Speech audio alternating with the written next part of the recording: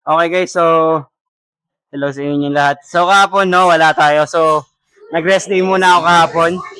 So ngayon back to workout tayo ulit, okay?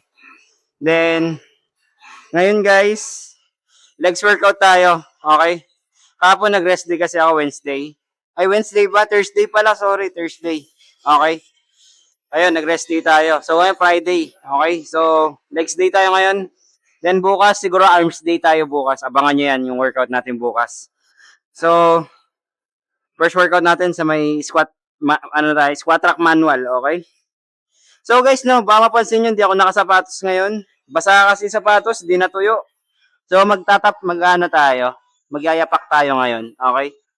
Yapak muna tayo. So maganda pag nagle-legs kayo guys, yung sapatos nyo, wag yung nakabungko, okay? So kailangan flat surface din yung ginagamit nyo pag nagle-legs kayo. Okay, para iwas injury, okay? Kasi pag yung sapatos sa ginamit nyo is merong kuba sa ilalim, medyo alanganin kasi yun. Okay? Mas maganda magyapak or sapatos yung kailangan yung flat. Okay? Yun yung ginagamit. Okay?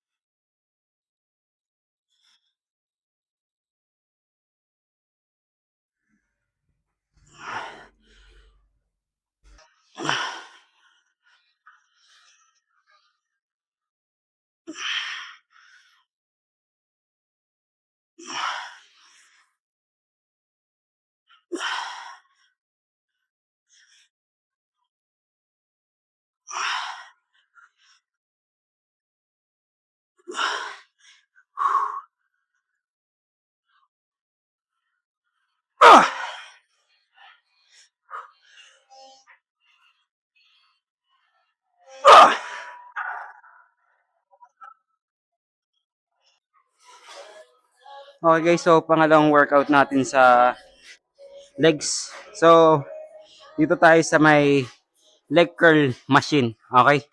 So, 70 pounds yung lalaruin natin. Okay? 70 pounds. Dito, first set. Okay? So, let's go.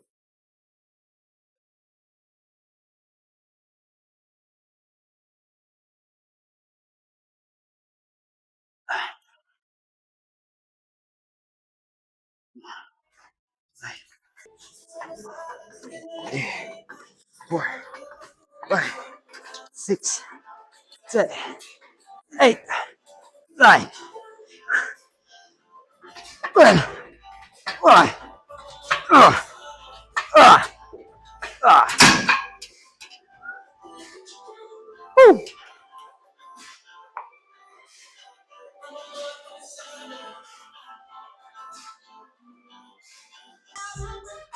Okay guys, so pangatlong workout natin sa legs to. So dito rin tayo ulit sa leg curl machine. So pero nakadapa naman tayo. So target naman natin dito is sa may natin. Anong tawag dito? Nakalimutan ko na rest day lang ako kahapon eh. Sa may butt and glute. Okay, sa may glute tayo, okay? Sensya na kayo na rest day lang eh, you know. Okay? So sa may glute yung target natin ngayon.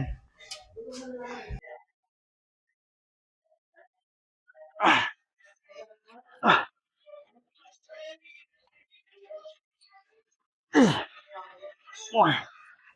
Ay.